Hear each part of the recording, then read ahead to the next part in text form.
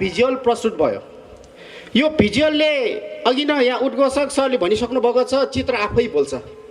वास्तवमा चित्र हेरिसकेपछि यहाँ चाहिँ एउटा जुन परिवर्तनको माहौलहरू चाहिँ हामीले देखिसकेका छौँ। विगत धेरै लामो समयसम्म यो स्थानीय सरकार समितिले नेपाल आयल निगमलाई एउटा दुश्मनको रूपमा हेर्थे, किनभने यहाँको सबै वातावरणहरू दुर्गन्ध थियो। यहाँका हरेक संरचनाहरू एकदमै नराम्रो अवस्थामा थियो, जसको कारणले गर्दाखेरि हामीले धेरै दुःख भोगेका थियौँ। उदाहरणको लागि म तपाईँलाई भन्न चाहन्छु, पार्किङको अभावको कारणले गर्दा त्यो सानो पार्किङमा गाडीहरू अट्ने जति राखिसकेपछि बाँकी गाडीहरू त्यो बाटोको दायाँ बायाँ बिचमा जता पनि हुन्थ्यो।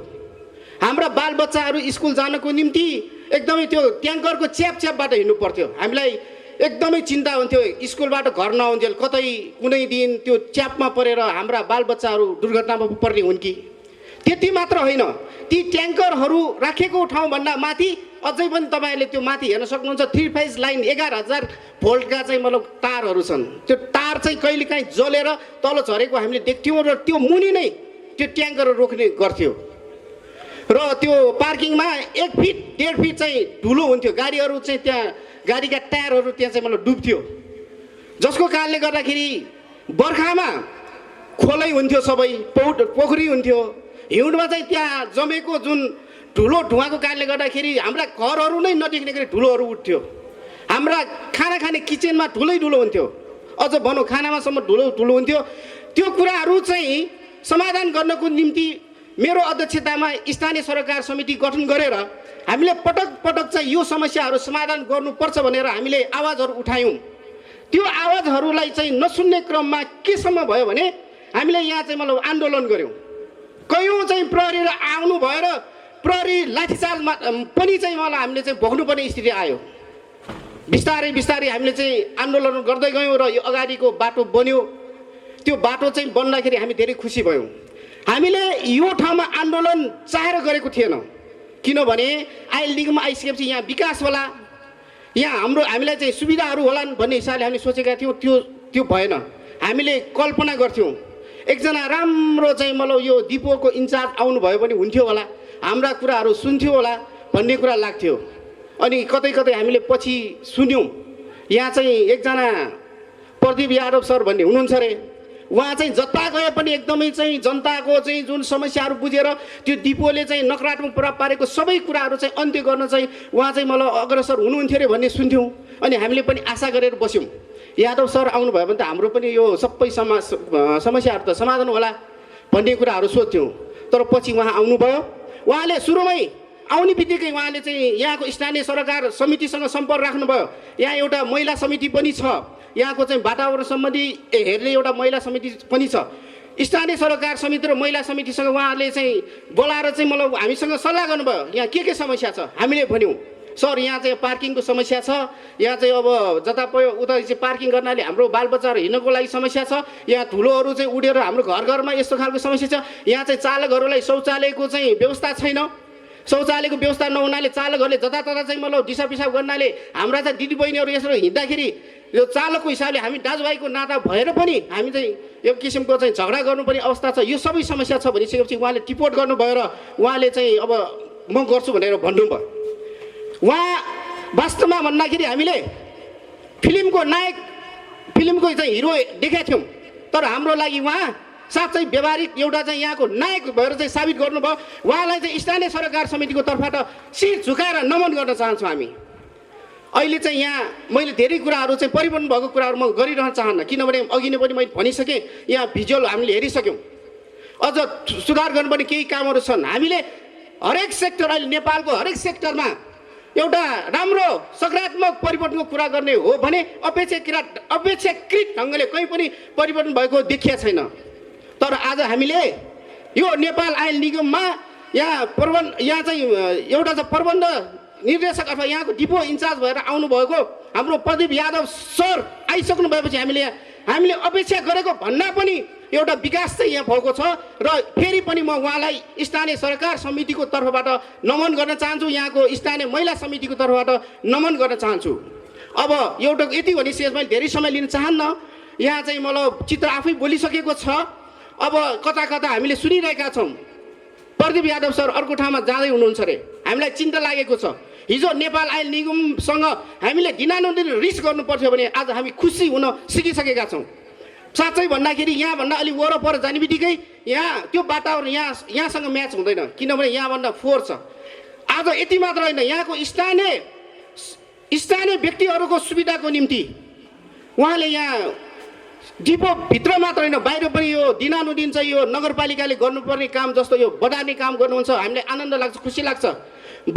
हिजो यो ठाउँबाट कहिले बाहिर जाउँ जस्तो हुन्थ्यो भने आज बाहिर गएर कहिले चाहिँ आफ्नो गाउँमा आफ्नो ठाउँमा पुग्छौँ भन्ने जस्तो हामीलाई लागेको छ।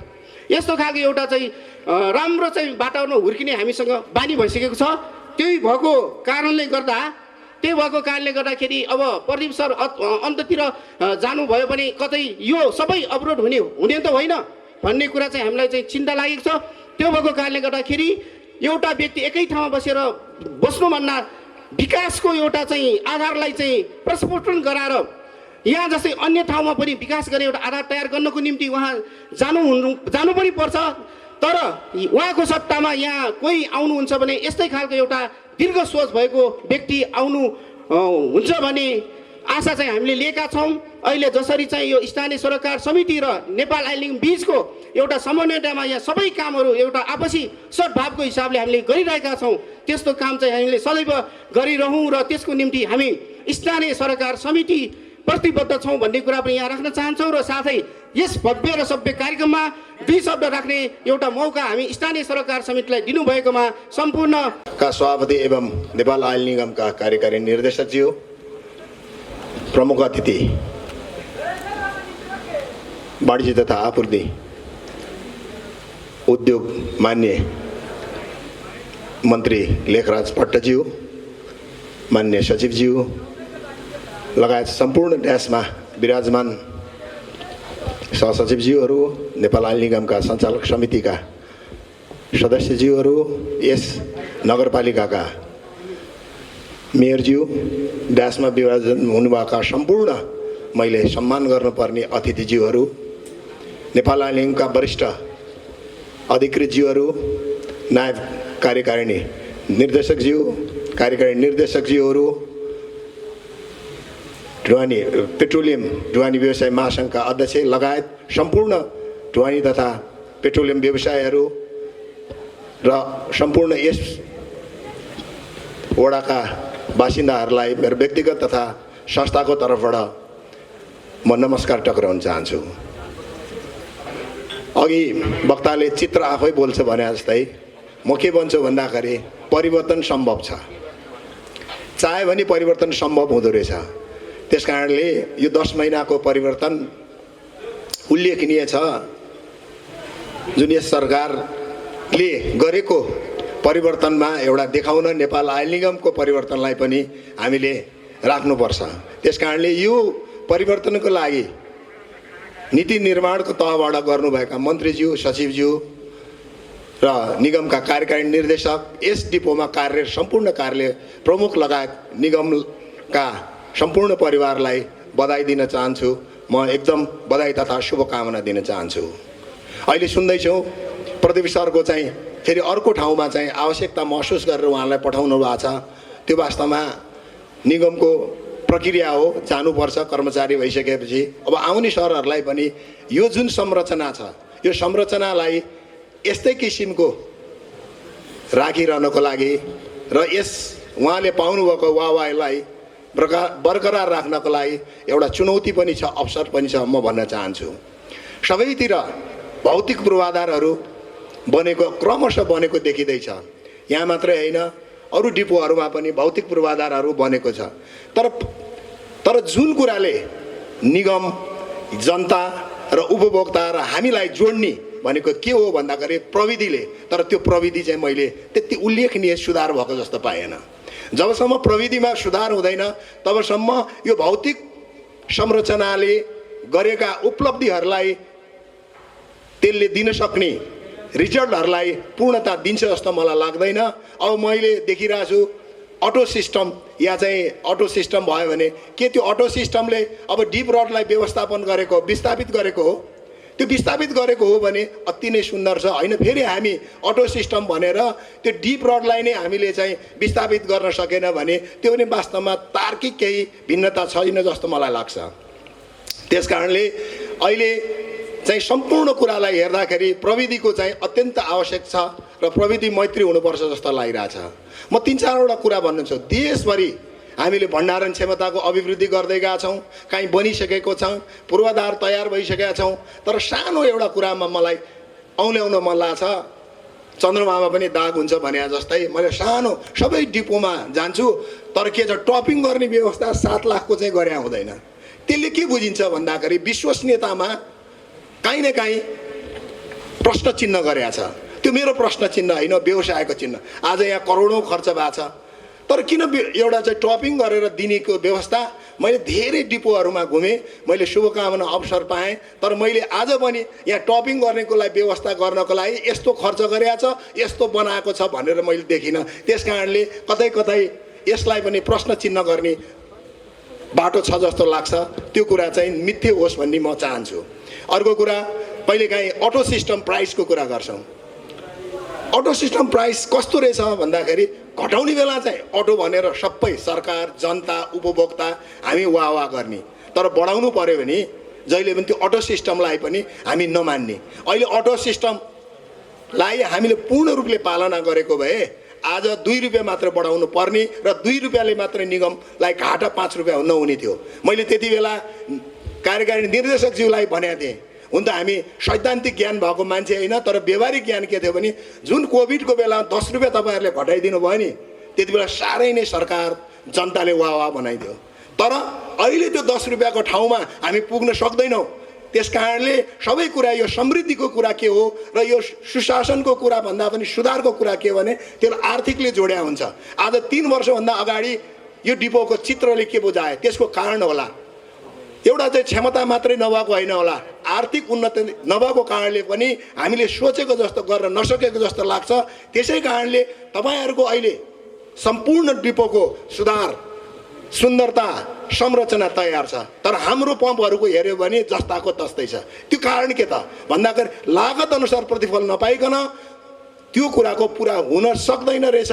चाहेर त्यो ऐन नियमले बाँधोस् तैपनि हुन्छ। तर म के भन्न चाहन्छु भने यही मञ्चबाट जुन हाम्रो माग अनुसार केही हदसम्म बाँच्ने आधार बनाइदिनु भएको माननीय मन्त्रीज्यू, सचिवज्यू लगायत तपाईँको कार्यकारी निर्देशक लगायत सम्पूर्ण सञ्चालक समिति, निगम परिवारलाई म धन्यवाद दिन चाहन्छु। एउटा चुनौती अहिले छ, सरकारको चाहिँ परिवर्तनका कुराहरू आइरहेछन्, सरकारको अस्थिरताको कुरा आइरहेछन्। तर म एउटा चाहिँ कुरा के भन्नुहुन्छ भने जुन अहिले मन्त्रीज्यूहरूले गरेर जानुभएका सुधारको कुराहरूमा जुन 1050 पम्प चाहिँ अनावश्यक जुन दिन खोजियो र दर्ता गर्यो, त्यसलाई उहाँहरूले जुन रद्द गरेर अब दिँदाखेरि अध्ययन स्वरूप दिनुपर्छ, आवश्यकतालाई चाहिँ मात्रै पुष्टि गरेर दिनुपर्छ भन्ने कुरामा निगम, हामी र सञ्चालक समिति यो कुरामा अब केही गरी यस्तो नहोस्।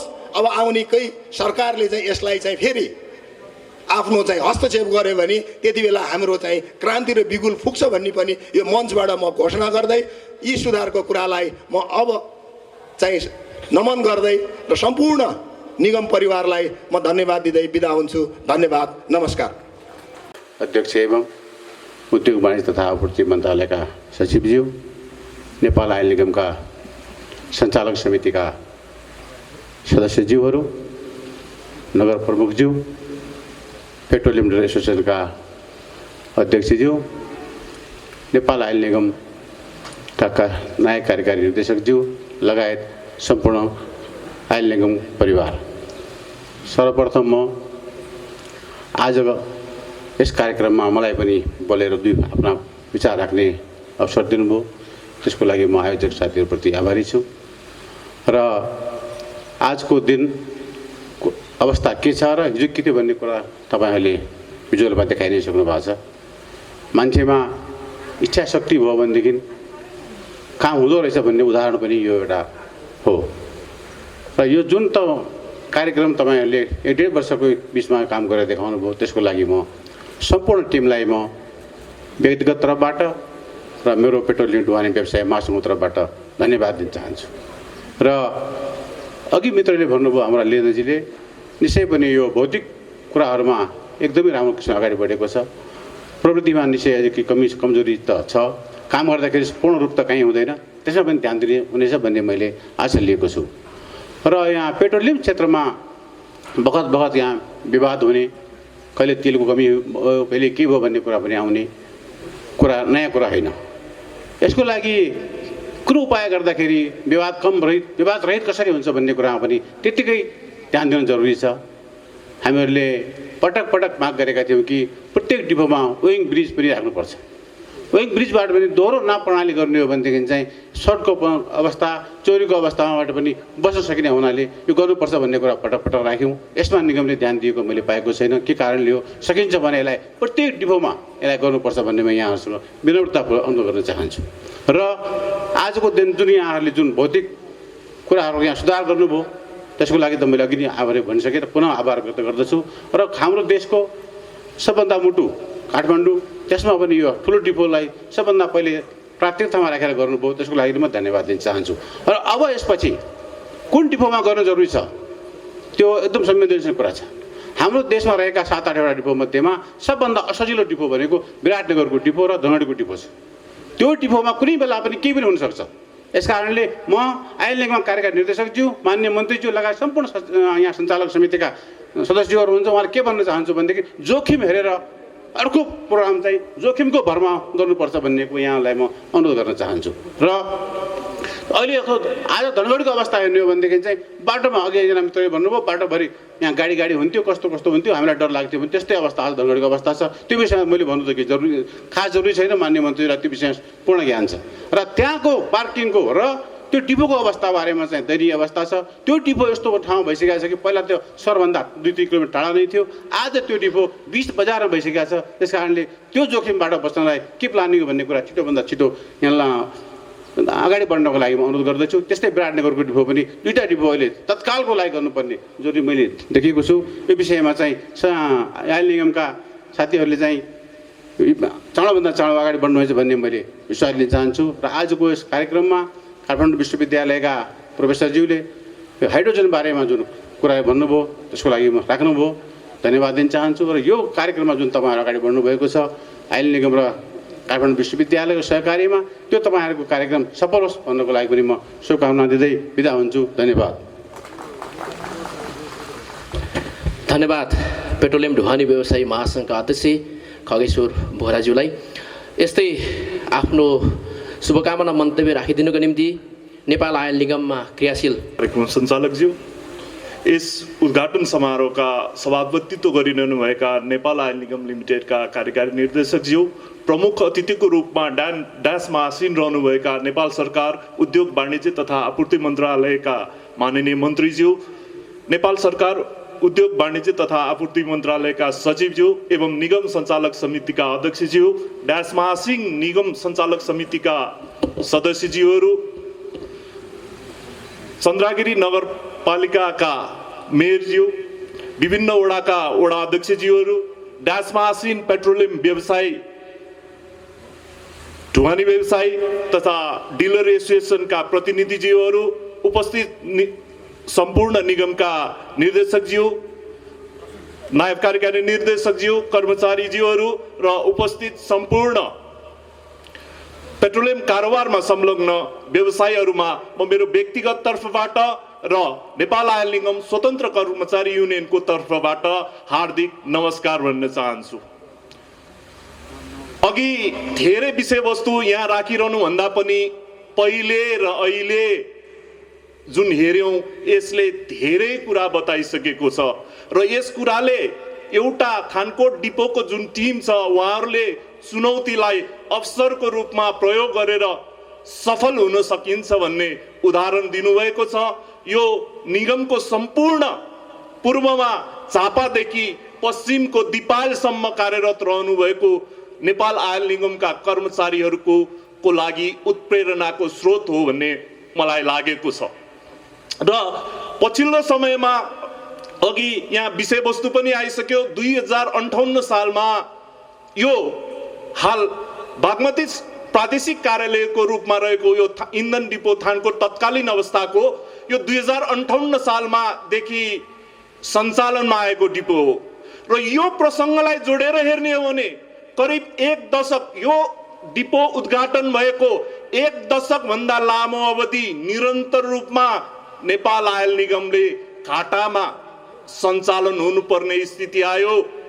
आफ्नो सङ्कलित पुँजी मात्र सिद्धिएको होइन, नेपाल सरकार जमानी बसेर विभिन्न वित्तीय संस्थाहरूसँग नेपालको नागरिक लगानी कोष, नेपाल सञ्चय कोषसँग सापटीमा मासिक 12.5% शुद्ध ब्याजमा रकम लिएर नेपालभरि पेट्रोलियम पदार्थको सप्लाईमा व्यस्त रहनु पर्यो र निरन्तर घाटाको कारणले 1 दशकभन्दा लामो अवधिमा निगमले आफ्नो पूर्वाधारहरूको विकास र आधुनिकीकरण गर्नेतर्फ त्यति ध्यान दिन सकेन। हरेक कुराको लागि, हरेक विषय कार्य सञ्चालनको लागि 3टा विषयवस्तुले महत्त्वपूर्ण भूमिका खेलेको हुन्छ। एउटा आर्थिक स्रोत, एउटा नीति, अर्को मानव संसाधन। त्यतिखेर हामीसँग मानव संसाधन पनि मलाई लाग्छ कर्मसाथीको हिसाबले म भन्छु हामीसँग दक्ष र योग्य कर्मचारीहरू थिए। हामीसँग नीति पनि केही राम्रा नीतिहरू थिए, त्यसलाई पनि समयक्रमसँगै सुधार्दै जानुपर्ने आवश्यकता थियो र त्यो निरन्तर चलिरहेको थियो। मूलभूत रूपमा यो 1 दशकभन्दा लामो अवधि निगमले कुनै पनि पूर्वाधार विकास र आधुनिकीकरणमा निगमलाई लानु नसक्नुको पछाडि एउटै मात्र कारण छ, त्यो हो निरन्तर घाटाको कारणले। पछिल्लो चरणमा 2072 तिर आइपुग्दा निगमले 38 अर्बभन्दा बढी ऋण आफ्नो टाउकोमा लिएर बसेको थियो र त्यसको बावजुद पनि गाली खाँदै नियमित रूपमा नेपालको पूर्वमा होस् या पश्चिममा होस्, नेपालको तराईमा होस् या हिमाली क्षेत्रमा होस्, नियमित रूपमा पेट्रोलियम पदार्थको आपूर्ति गर्नलाई तल्लीन थियो ऋणको भारीको बावजुद। र पछिल्लो चरणमा यही सबै विषयवस्तुलाई मध्यनजर गर्दै निगमले जब स्वचालित मूल्य प्रणालीको अवलम्बन गर्यो, त्यस पश्चात निगमले केही आर्थिक रूपमा सबल हुने अवसर पायो, सक्षम भयो। आर्थिक रूपमा यो संस्था सक्षम भयो र त्यो सँगै योभन्दा अगाडि गोपाल बहादुर खड्का सर हुनुहुन्थ्यो, उहाँले डिपो विस्तारका लागि विभिन्न क्षेत्रमा जग्गाहरू खरिद गर्ने कुरा आफू शहीद भएर पनि निगमलाई ठुलो योगदान गरेर जानुभयो। र पछिल्लो चरणमा हाम्रो कार्यकारी निर्देशकको रूपमा सुरेन्द्र सर आउनु भएपछि आर्थिक रूपमा हामी सबल छौँ र उहाँले चाहिँ मानव संसाधनलाई, निगमको कर्मचारीलाई अधिकतम मात्रामा क्रियाशील गराएर चाहिँ निगमको आधुनिकीकरण र प्रविधि भित्राउनलाई चाहिँ लागिराखेका छौँ। उहाँ सबै निगमको कर्मचारी सम्पूर्ण उहाँको नेतृत्वमा माननीय मन्त्रीज्यू र सञ्चालक समितिको अभिभावकत्वमा निगमका सम्पूर्ण कर्मचारीहरू चाहिँ यही विषयवस्तुमा हामी लागिरहेका छौँ। अघि डिलर एसोसिएसनका चाहिँ अध्यक्षज्यूले केही विषयहरू यहाँ उठान गरेर जानुभएको छ।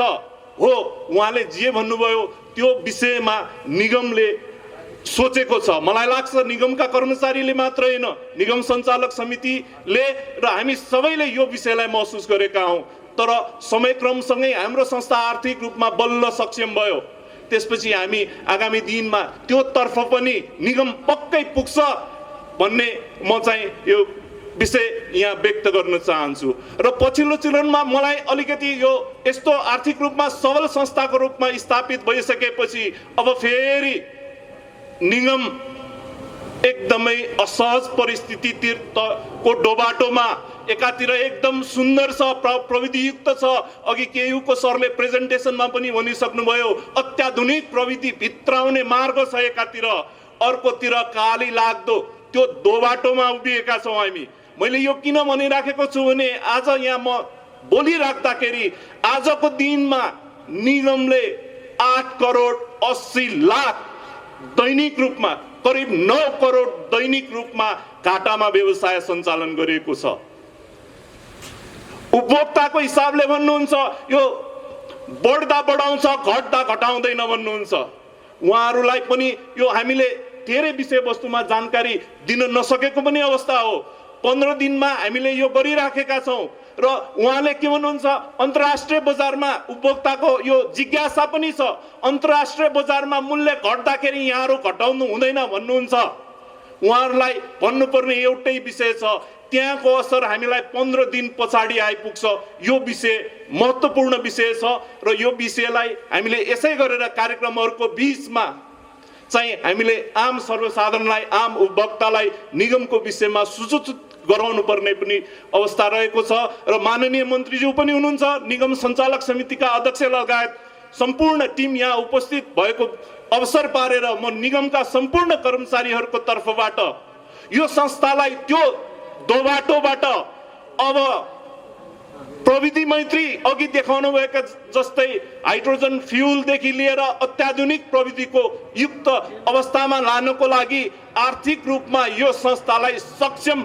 र सबल संस्थाको रूपमा स्थापित नगराइकन हाम्रो त्यो सपना अथवा नेपाल राष्ट्रको त्यो सपना परिपूर्ति हुने कठिन छ सम्भवै छैन भन्दा हुन्छ त्यो कारणले गर्दा यो चाहिँ निगमको घाटालाई यसरी गर्नुभन्दा पनि स्वचालित मूल्य प्रणालीलाई निरन्तर रूपमा जसरी यसको नाममा नै स्वचालित छ त्यही ढङ्गले स्वचालित मूल्यलाई कायम राखेर अगाडि बढ्न नितान्त जरुरी छ यो हामी सबैको लागि र नेपाल राष्ट्रकै लागि पनि यो हितकर छ र यसमा लाग्नुपर्छ भन्ने आग्रह गर्दै म यो उद्घाटन समारोहमा उभिराख्दाखेरि जुन निगमले सम्पूर्ण नेपाल अधिराज्यभरि नै छरिएर रहेका निगमको डिपोहरूको केही हदसम्म एकदम स्तर उन्नति र प्रविधि मैत्री बनाएर अगाडि बढिरहेको छ र यहाँ चाहिँ थानकोटमा चाहिँ केही हदसम्म प्रमाणित पनि भएको छ किनभने लकडाउनको अवधिमा जुन अवधिमा अर्थतन्त्र नै चलायमान थिएन हरेक कुराहरू किन भएन भन्दाखेरि लकडाउन थियो तर अघि त्यहाँ हेरे प्रेजेन्टेसनमा त्यो उसमा लकडाउनको अवधिलाई सदुपयोग गरेर यस्तो छोटो अवधिमा नै योसम्म चाहिँ काम सम्पन्न भएको छ त्यसको लागि निगमको बागमती प्रादेशिक कार्यालयका सम्पूर्ण टिम र यसलाई केन्द्रीय कार्यालयमा बसेर मार्गनिर्देशन र सहयोग गर्ने निगमको व्यवस्थापन निगम सञ्चालक समिति र यो सम्पूर्ण कामको अभिभावकत्व ग्रहण गरेर निगमलाई दिशानिर्देश गराउन महत्त्वपूर्ण भूमिका खेलिरहनु भएका माननीय मन्त्रीज्यूलाई हार्दिक धन्यवाद भन्दै म मेरो भनाइ यही टुङ्ग्याउँछु बजाइदिनु होला सबैले ताली यहाँ उपस्थित तपाईँ यो आयल निगम परिवार र यो स्थानीय आदरणीय दाजुभाइ दिदीबहिनीहरू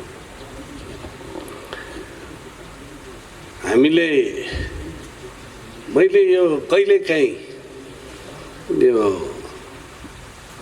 ओम शान्तिको एउटा कार्यक्रम हेर्छु त्यो शिवानी भन्ने तिनले आफ्नो प्रवचनमा के भन्छन् भने तपाईँ बिहान न्युज नहेर्नुहोस् भन्छन् समाचारमा के हुन्छ भन्दा लगभग 95% त्यो नकारात्मक कुरा हुन्छन् सकारात्मक 5 मात्र हुन्छन् तपाईँले दैनिक त्यो गर्दै जानुभयो भने तपाईँभित्र एउटा सोच नकारात्मक सोचको विकास हुन्छ अनि त्यो कल्चर बन्छ रे त त्यो भएर हामीले सकारात्मक सोचहरू बनाउँदै गयौँ भने निश्चित रूपमा हामीले देशलाई अग्रगतितिर लैजान सक्छौँ मुख्य कुरो अनुशासन हो भन्ने कुरोलाई बिर्सिनु हुँदैन आत्मअनुशासन एउटा तपाईँ हामीले निर्धारण गरेको ऐन कानुनहरू अथवा त्यसले नियम विनियम कार्यविधिहरू हुन्छन् तर त्यसले काम गर्दैन तपाईँले त्यसलाई कति आत्मसात गर्नुहुन्छ भन्ने कुरो अलिकति गाह्रो छ तर तपाईँ स्वयं आत्मा अनुशासित हुनुभयो भने त्यसले के गर्छ भने तपाईँलाई जिम्मेवारी बोध गराउँछ यो मेरो हो यो संस्था मेरो हो हाम्रो हो भन्ने जबसम्म बोध हुँदैन सुधारहरू हुँदैनन् अर्को परिस्थितिलाई मूल्याङ्कन गर्न सक्नुपर्छ। हाम्रा अलि केही समस्याहरू छन्। अब हामी जनप्रतिनिधि, हामी नागरिक पनि हो। मैले यसो हेर्छु केही 2-4 ठाउँबाट डेलिगेसन पनि आएछन्। यो औद्योगिक क्षेत्र हटाइदिनुपर्छ, यहाँबाट यो डिपो हटाउनुपर्छ। कहिलेकाहीँ मैले सोच्छु यो पहिला डिपो आयो कि वरिपरि त्यस बस्ती आयो? पहिला बस्ती हो कि डिपो हो? औद्योगिक क्षेत्र पहिला कि बस्ती? यो हेर्दाखेरि के हुन्छ भने जहाँ विकास हुन्छ त्यहाँ जनता आउँछ, वरिपरि बस्छ र त्यसलाई समाधान गर्ने बाटो के हो भने सहकार्यबाट समाधान गर्न सकिन्छ समस्याहरू। र अहिलेको संस्कृति के छ भने सबै कुरो सम्बन्धित निकायले गरिदिनुपर्छ, अथवा भोट हाल्नेपछि त्यो जनप्रतिनिधिले सबै समस्याको समाधान गर्नुपर्छ। हाम्रो जिम्मेवारी भोट हालिदिने हो, जिताइदिने हो, त्यसपछि गर्नुपर्ने जिम्मेवारी तपाईँको भन्ने हुन्छ। त त्यो भएर यो हिजो के हुन्थ्यो भने सहकार्य हुन्थ्यो, सामूहिकताको कल्चर थियो। त यो आम जनता तपाईँ हामी आफ्नो जिम्मेवारीबाट पन्छिन सक्दैनौँ। त यो अहिले किन सुधार भयो त? यहाँ पहिलो कुरो विचार हो। सही विचारले सही नीति दिन्छ, सही नीतिले सही योजना दिन्छ। सही योजना छनौट भयो भने त्यसको जनशक्तिलाई ठिक ढङ्गले परिचालन गर्यो भने रिजल्ट आउँछ, परिणाम आउँछ। त अहिलेको जे यहाँ परिणाम हामीले देख्यौँ त्यही हो।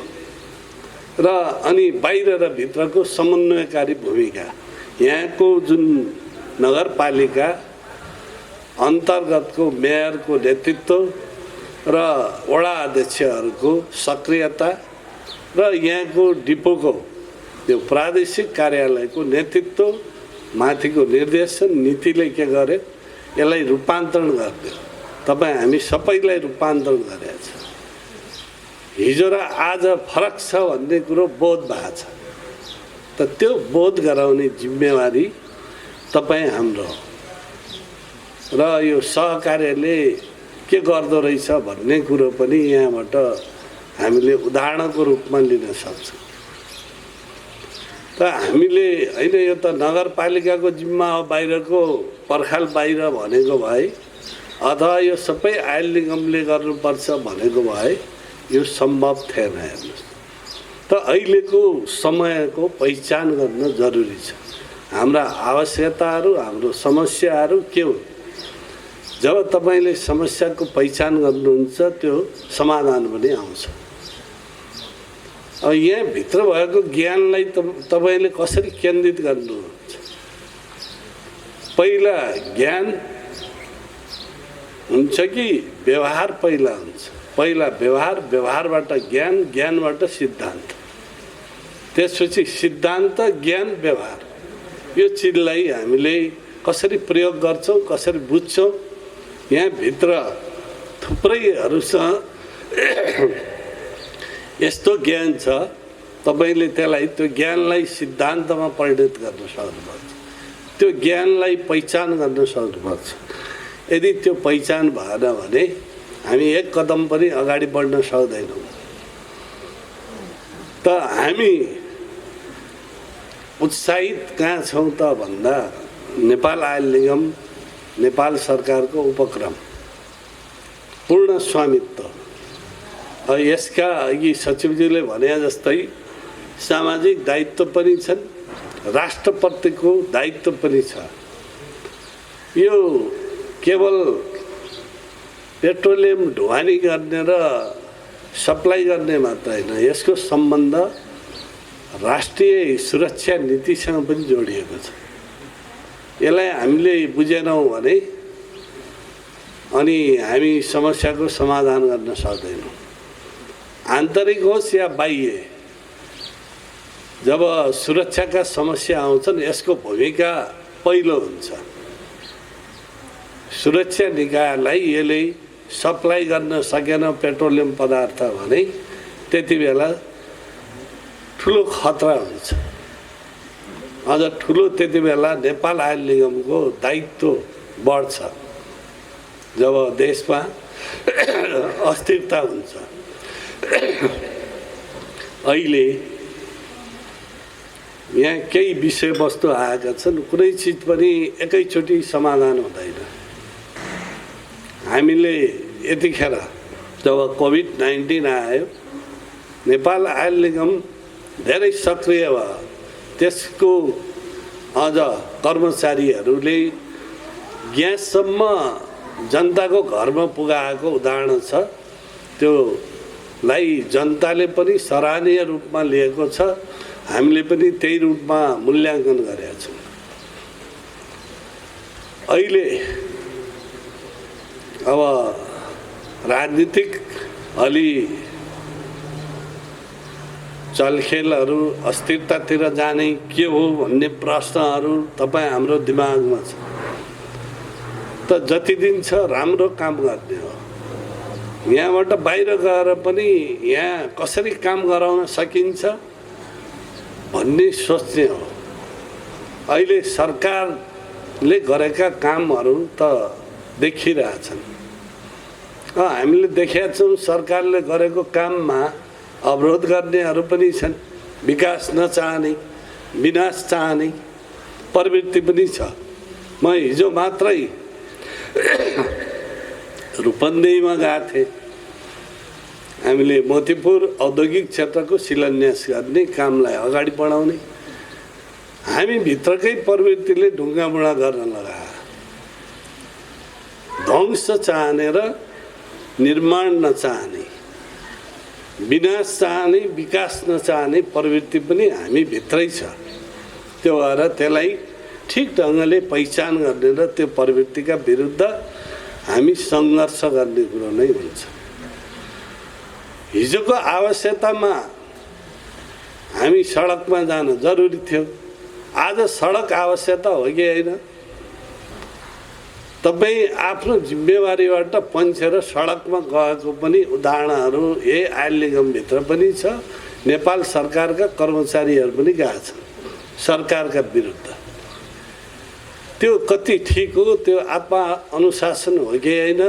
त्यसले भोलि कस्तो नजिर बसाल्छ यो कुरोलाई पनि सम्बन्धित पक्षले राम्रैसँग आत्मसमीक्षा गर्न जरुरी छ। त हो हामी कुनै न कुनै विचारसँग जोडिएका हुन्छौँ। तर 10 to 5 त तपाईँ यहाँ जोडिनु भएको छ। तपाईँको दायित्व र कर्तव्य यो संस्थालाई कसरी बलियो बनाउने, कसरी सुधार्ने, यहाँका कमी कमजोरीहरूलाई कसरी सच्याउने र नीति निर्माणमा तपाईँहरूले मन्त्रालयलाई कसरी सपोर्ट गर्ने ज्ञान तपाईँहरूसँग छ। यो पेट्रोलियम पदार्थ त हामीले कस्तो कानुन बनाउने पेट्रोलियम सम्बन्धी, हामीले नीति कस्तो बनाउने, योजना कस्तो बनाउने, यो त तपाईँहरूले दिने कुरो हो।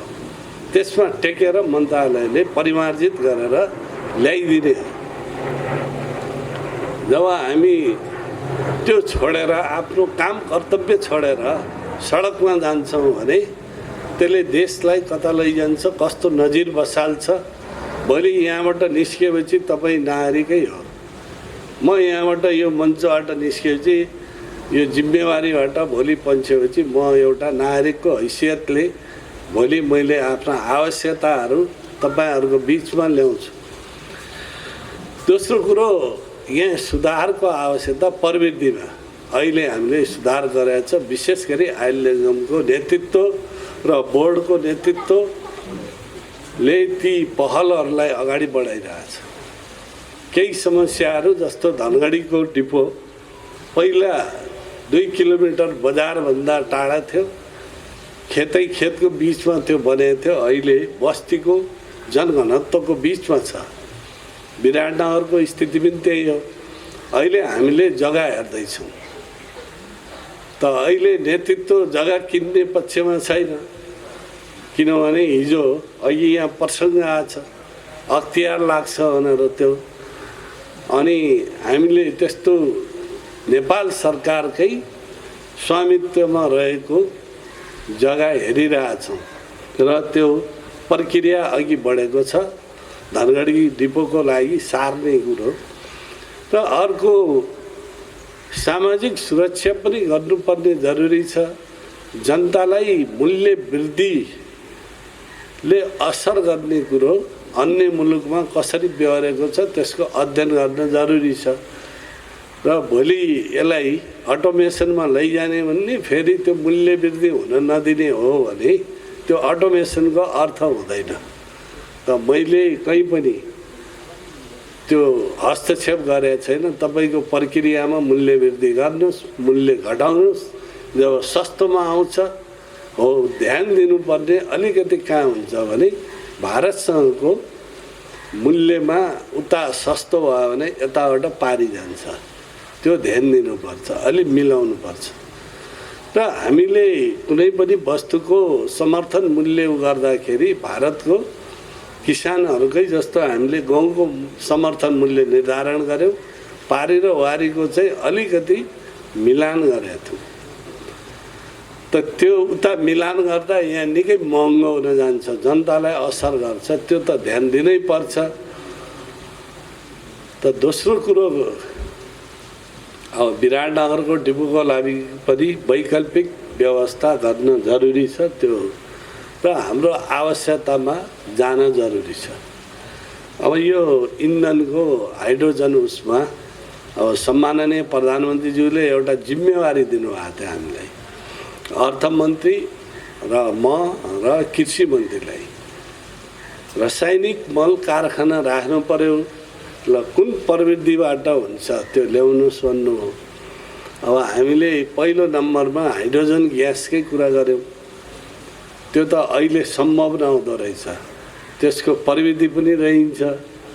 अनि अहिले चाहिँ नेचुरल ग्यासमै टिक्नुपर्छ। भोलिको दिनमा यसको हामीले अनुसन्धान गरेर उत्पादन गरिसकेपछि त्यति बेला त्यसलाई त्यही रूपान्तरण गर्ने कुरा हुन्छ। र अहिले केयुले र नेपाल आयल निगमले जसरी एउटा संयुक्त रूपमा अनुसन्धान गर्ने भनेको छ त्यो सकारात्मक छ। त्यसमा नेपाल सरकारले गर्नुपर्ने सहकार्य अथवा सहयोग नीति निर्माणमा हामीले सम्माननीय प्रधानमन्त्रीज्यूलाई रिपोर्टिङ गर्ने कुरोमा कुनै कमी रहन्न। र भोलि वैकल्पिक रूपमा हामीले त्यो खालको ऊर्जा जो हामीसँगै ठुलो कहीँ खोजी गर्नुपर्ने कच्चा पदार्थको रूपमा लिनुपर्ने छैन। पानी जति पनि छ हाम्रा हिमालबाट बगेका नदीहरू, चुरेबाट बगेका, महाभारत नदीबाट बगेका ती खालका पानीहरू हामीसँग छ। त्यो पानीलाई सद्भाव गर्ने कुरो हो। र हाम्रो विद्युत पनि अहिले हामीले उत्पादन गरेका छौँ। तर यहाँ समस्या के हो भने हाम्रा चिन्तनहरू। मैले अछाममा 24 सालमा एकजना हरिप्रसाद भण्डारी भन्ने थिए। अनि उनले के भने मलाई जिताइदेऊ, म मोटर ल्याइदिन्छु भने। अब जनताले जिताइदियो जिल्ला पञ्चायत सभापतिमा।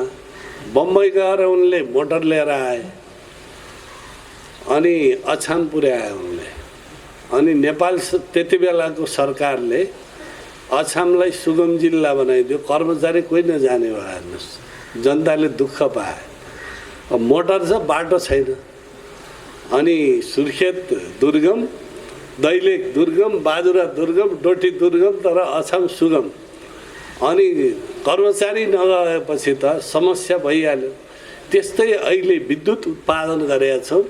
हामी कहाँ अल्झिया छौँ भने एमसिसी ठिक हो कि होइन, गर्ने कि नगर्ने भन्नेमा उल्झिया छौँ। उता उत्पादन भएको भइ छ बिजुली, तर त्यो बिजुली दौडाउने बाटै छैन हामीसँग। हेर्नुहोस्, अनि त्यो बिजुलीलाई बाटो चाहिएको छ। कुन रूपमा बाटो ल्याउने भन्ने कुरोमा सबैले हामीले सकारात्मक रूपमा बहस गर्न र त्यो बाटै आउन नदिने प्रवृत्तिलाई पनि हामीले हान्न जरुरी छ भन्छु मैले। कुन रूपमा बाटो ल्याउने हो।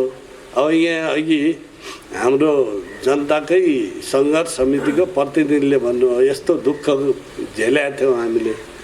र अहिले यहाँ पार्किङ भयो इत्यादि सबै निर्माण भयो, नयाँ स्तरबाट सुधार भयो र अब हामी ढुक्क छौँ भने जस्तै अब बिजुलीलाई बाटो प्राप्त भयो भने अनि यहाँ चाहिँ समस्याको समाधान हुन्छ। हाइड्रोजन ग्यास पनि बन्छ। हाम्रा उद्योगहरू यस्ता छन्, एउटै उद्योगले 200-250 मेगावाट खपत गर्छ विद्युत। ती खालका उद्योगहरू पनि स्थापना हुँदैछन्, जस्तो हाम्रो धौवादी फलाम कारखाना। र मैले जसले यो अहिलेको परिवर्तनलाई, अहिलेको विकासलाई जसले देखेका छैन, ती मित्रहरूलाई मैले के भन्छु भने यहाँ थानकोटको प्रादेशिक कार्यालय र यो डिपोमा आएर हेर्दै हुन्छ। यो छोटो समयमा कोभिडको बिचमा र यहाँको जसको नेतृत्वमा भयो, अघि सरुवा हुनुभएको छ भन्ने छ, यहाँ आउनेले यसको निरन्तरता दिन्छ, उहाँबाट प्रेरित हुन्छ भोलिको, र उहाँ अर्को ठाउँमा जाँदा योभन्दा राम्रो काम गर्ने कुरो हुन्छ। उहाँले अरूलाई पनि सिकाउने कुरो हुन्छ, आफ्नो ज्ञान सिप त्यहाँबाट हामी पनि सिक्ने कुरो नै हुन्छ। हामीले पनि यो स्पिडलाई, यो गतिलाई बुझ्न जरुरी छ। र आज हामीले यो डिपोमा जे अब गर्नुपर्ने, अझै गर्नुपर्ने कामहरूको समीक्षा गर्दै, जस्तो यो ग्रिन वरिपरि बनाउने, यसलाई बेल्टको रूपमा विकास गर्ने, बाहिर पनि हामीले त्यही खालको गर्ने र जनसरोकारका विषयहरूलाई अझ पनि हामीले सुनेर हामीले जनतालाई, यहाँ वरिपरिको जनतालाई के सहुलियत दिन सकिन्छ, उहाँहरू हामी मिलेर के गर्न सकिन्छ त्यो गर्न जरुरी छ।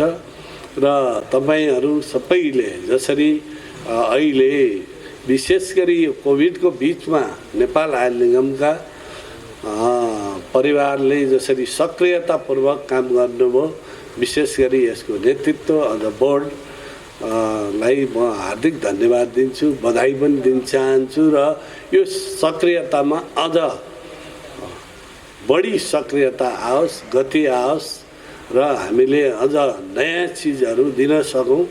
र मैले फेरि यहाँ केयुको जुन हाम्रो प्राध्यापकले जसरी यो हाइड्रोजनबारे जुन प्रस्तुति गर्नुभयो, हामीलाई ज्ञान दिनुभयो, त्यो ज्ञानलाई सबैतिर लैजान एउटा हाइड्रोजन भोलि वैकल्पिक ऊर्जा हुनसक्छ भन्ने कुरो बोध गराउन नीति निर्माण गर्ने ठाउँमा जरुरी छ।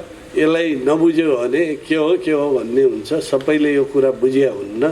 र हामीले विशेष गरी हरेक नयाँ स्थापित विश्वविद्यालयहरू जो छन्, यसले नयाँ नयाँ विषयमा अनुसन्धान गर्नुपर्छ र हामीले आफ्नो ठाउँबाट गर्ने सहयोग गर्नको लागि हामी सदैव तत्पर छौँ। यो मेरो प्रतिबद्धता हो। र पुनः यो कार्यक्रममा आमन्त्रित गर्ने आयोजकहरूलाई मैले हार्दिक धन्यवाद दिन चाहन्छु र तपाईहरूको उत्तरोत्तर प्रगतिको कामना गर्छु र शुभकामना दिन चाहन्छु। धन्यवाद। निगमलाई 2 पैसा 4 पैसा नाफा कमाइदिन आफ्नो व्यक्तिगत सम्पत्ति लगानी गर्ने निगमका व्यावसायिक साझेदार, पेट्रोलियम व्यवसायका नेतृत्वहरू, ढुवानी व्यवसायका नेतृत्वहरू, निगमका मेरा सहकर्मी नायब कार्यकारी निर्देशकज्यूहरू, कर्मचारी साथीहरू, ट्रेड युनियनका पदाधिकारीज्यूहरू, यहाँ उपस्थित हुने सरोकार नागरिक सरोकार समाजका पदाधिकारी तथा नागरिक समाजका सदस्यज्यूहरू, काठमाडौँ विश्वविद्यालयबाट हामीलाई 2-4 वटा भए पनि ज्ञान दिन यहाँ प्रोफेसर सरहरू, उपस्थित महिला तथा सज्जनवृन्द तथा पत्रकार मित्रहरू, निगम सुतेको छैन। कोभिडमा गरिएको सम्पूर्ण कामको रिजल्ट हो यो भन्ने कुरा हाम्रा अगाडि सबैले भनि पनि सक्नु भएको छ, देखि पनि सक्नु भएको छ। यो नेतृत्व निगमको नेतृत्वमा मलाई नियुक्त गरे पश्चात मान्य मन्त्रीको करिब 2 वर्षको करिब 2 वर्षको दुई वर्ष हाराहारीको नेतृत्व भयो निगमलाई।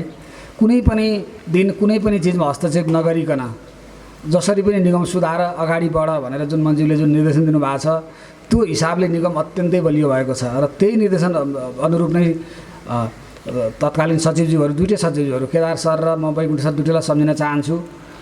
उहाँहरूले पनि कुनै दिन पनि निगमको नेतृत्वमा निगम अगाडि बढ्ने कुरामा सधैँ गति नै दिनुभयो। सधैँ हरेक निर्णयमा चाहिँ उहाँहरूले चाहिँ निगमलाई हौसला नै प्रदान गर्नुभयो र त्यही बोर्ड अहिलेसम्म पनि अलमोस्ट नै छ। त्यही बोर्ड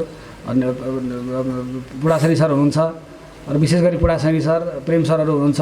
उहाँहरूले जुन हिसाबले निगमको नीति निर्माणमा चाहिँ निगमलाई सहयोग गरिदिनु भयो त्यसको रिजल्ट हो आज यो। र रिजल्ट धेरै आउँदैछन्। यो सुरुवात भयो। अब पेट्रोलियमका अध्यक्षज्यूले भने जस्तो सबै कुरो एकैपल्ट हुँदैन। उहाँले भने जस्तो अटोमेसन भनेको एउटा लामो एउटा कार्य हो। त्यो कार्य अन्तर्गतको ERP फर्स्ट हो। ERP नभई कुनै पनि अटोमेसनका विषयहरू हुँदैन। उहाँले टप लोडिङका कुरा गर्नुभयो। अब अटोमेटिक लोडिङका कुराहरू छन्। पहिला त्यो ERP हुनु पऱ्यो। त्यो अटोमेटिक चिजलाई चाहिँ हाम्रो सिस्टमले पढ्न सक्नु पऱ्यो। त्यो मेरो मोबाइलमा आउनु पऱ्यो, मन्जुको मोबाइलमा आउनु पऱ्यो, सब्जीको मोबाइलमा आउनु पऱ्यो, अथवा यहाँहरूले पनि आफ्नो इन्फर्मेसनहरू हात पाउनु पऱ्यो। त्यसपछि मात्रै त्यो चिजले साकार रूप लिन्छ। म लेखा व्यवसाय गर्दा एउटा म सम्झिन्छु। म कुनै एउटा ठुलै उद्योगिक घरानाको एउटा कम्पनीमा अडिट गर्न गएँ। त्यो अडिटको विषय के थियो भने वेइङ ब्रिजको अघि कुरा गर्नुभयो। हेर्दाखेरि एकदम राम्रो लाग्छ वेइङ ब्रिज। अनि वेइङ ब्रिजको क्वान्टिटी र यताको क्वान्टिटी घट्यो। पछि अनुसन्धान गर्दै जाँदा मैले नि के रिपोर्ट भेट्टाएँ भने वेइङ ब्रिजमा भित्र छिर्दाखेरि 2-3 जना मान्छे चढ्दा रहेछन्। सधैँ त हेर्न सकिँदैन, लोड बढ्दो रहेछ। बाहिर जाँदा उस्ताको उस्तै। हेर्नुहोस्, यो साँचो भन्ने कुरो, टेक्नोलोजी भन्ने कुरो जब सबैतिरबाट अनुगमन गर्न सकिँदैन त्यसको कुनै अर्थ रहँदैन। त्यसैले वेइङ ब्रिज समस्याको समाधान हो भन्ने लाग्छ भने म आजैदेखि किनिदिन्छु। कुनै गाह्रो छैन। सञ्चालक समितिले डाइरेक्ट नै किनिदिन्छ। तर वेइङ ब्रिजको सबभन्दा ठुलो समस्या के हो भने हामी लिटरमा तेल किनेर ल्याउँछौँ, हामीले मेट्रिक टनमा बेच्नुपर्छ र त्यो 2टा मान्छे त्यो ड्राइभरसँग चढेर लोड गरिदिने अनि निस्किँदा उत्रिदिने भयो भने त्यसकोले रिजल्ट कहाँ पुर्याउँछ। त्यसैले विधि प्रविधि भनेको पनि एउटा कम्प्लिट सिस्टम र कम्प्लिट लुपमा त्यो भयो भने मात्रै त्यो चिज सम्भव हुन्छ। हामीले बनाउनेदेखिको गाडीको ट्र्याकिङ र त्यहाँदेखिको डिजिटल लकिङ हाम्रो तपाईँको गाडी छ भने तपाईँको मोबाइलमा तपाईँले हेर्न सक्ने, निगमको सिस्टममा हेर्न सक्ने एउटा कम्प्लिट जबसम्म सिस्टम निर्माण गर्दैनौँ तबसम्म केही पनि हुँदैन, विकास हुँदैन। यो सिस्टम भनेको मान्छेको जिउ जस्तै एउटा हात भएन पनि धेरै काम हुन्छ काम गर्नलाई। त्यसैले यो कम्प्लिट सोल्युसन र लुपलाई एकै ठाउँमा लानलाई हाम्रा कामहरू अगाडि बढेका छन्। ERP को काम त तपाईँहरूलाई म अहिले नै भन्छु, वैशाख 1 गतेदेखि हामीले लाइभ गर्दैछौँ। तपाईँलाई साउन 1 गतेदेखि निगममा कोही पनि नआउने वातावरणमा बनाउँदैछु। साउन 1 गतेदेखि निगमभित्र कुनै पनि व्यवसायहरू भौसर लिएर पनि आउनु पर्दैन। कुनै पनि ट्याङ्क ट्रकहरू ड्राइभर आउनु साउहरू आउनु पर्दैन।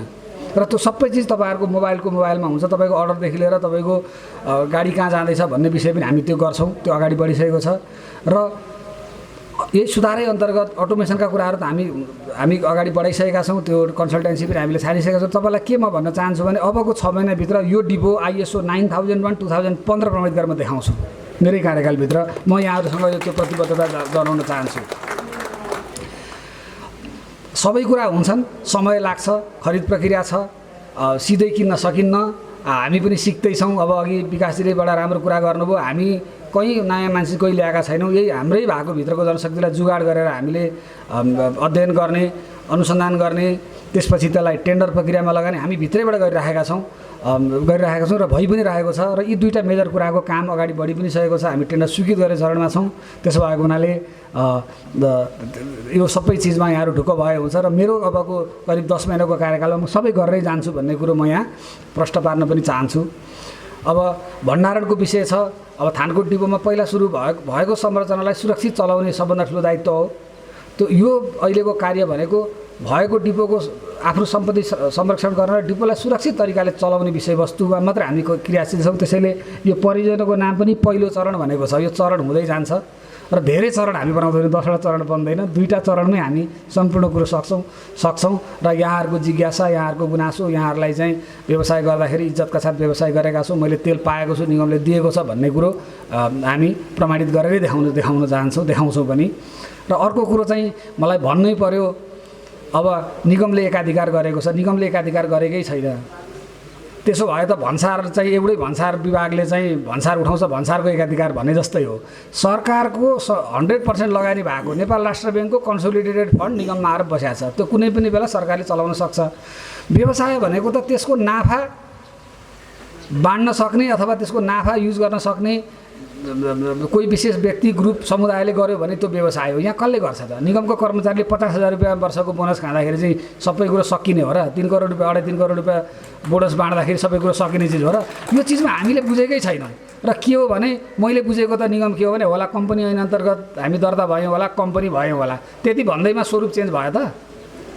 सुरेन्द्र पौडेलले 51,000 रुपियाँ तलब खाएर काम गरेको छ, गाडी चढेको होला अर्कै कुरो हो, तेल हाले त्योहरू छोडिदिउँ। त्यसो हुँदाखेरि हामीले के बुझिदिनु पऱ्यो भने सरकारको एउटा निकाय नेपाल आय निगम हो, जस्तो भन्सार हो, भन्सारले भन्सार उठाउँछ, कर कार्यालयले कर उठाउँछ, त्यस्तै आय निगम एउटा निकाय हो, सरकारको एउटा हो। यसको पैसा भनेको त्यो राष्ट्र ब्याङ्कको सञ्चित कोष भागै जस्तो पैसा हो। यो पैसामा कसैको पनि यताउति गर्न सक्ने सामर्थ्य पनि छैन, कानुनले दिँदा पनि दिँदैन। त्यसैले आय निगमले एकाधिकार गरेको छैन। आय निगमले फ्यासिलिटेट मात्रै गरिदिएको, इम्पोर्ट मात्रै गरिदिएको भन्ने विषय हो। हामी अदरवाइज कल्पना गरौँ आय निगम थिएन भने आजको दिनमा के हुन्थ्यो होला? आय निगमले 2 देखि 3% नाफामा काम गरिरहेको छ। अहिले त म अहिले भन्छु यो वर्ष त त्यो पनि हुन्छ कि हुँदैन ठेगान छैन। त्यही पनि आय निगममा सन्तुष्ट छ, आय निगमका कर्मचारी हामी सन्तुष्ट छौँ, किनभने यो सरकारको पर्दा सरकार छ। यो वर्ष सरकार छ, यो वर्ष हामीलाई नाफा भएन होला, अघिल्लो वर्षको नाफा छ, हामीसँग मूल्य स्थिरीकरण कोष छ, त्यहाँबाट हामी समायोजन गर्छौँ। त्यसैले कर्मचारी साथीहरूले पनि निगम चाहिँ धराशायी नै हुन्छ कि हिजोकै स्थितिमा पुग्छ कि भनेर नसोच्दा राम्रो हुन्छ। निगम भनेको के हो भने अघि सचिवले पनि धेरै कुरा यो विषयमा बोल्नुभयो, मन्त्रीले पनि भनिसक्नु भएको छ।